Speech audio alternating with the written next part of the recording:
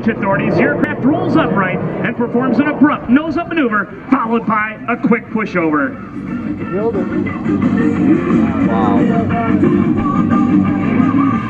Wow.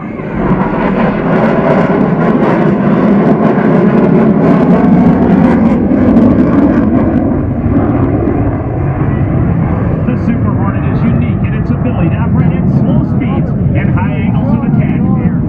You'll be able to observe how the aircrew can execute a maximum performance loop away from the crowd, and even at this slow airspeed, Bond is able to rotate the nose 180 degrees about its axis.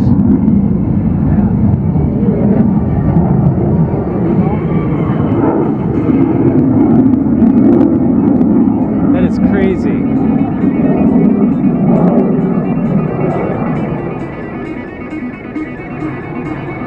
The Super Hornet's engines produce over 42,000 pounds of thrust in full afterburner. This allows the aircraft to sustain 7.5 times the force of gravity in a tight turn. Ladies and gentlemen, watch as the Super Hornet enters from the left, rolls into a 90-degree angle of bank, and Fonda puts a stick in his lap for the Super Hornet minimum radius turn to a tail stand.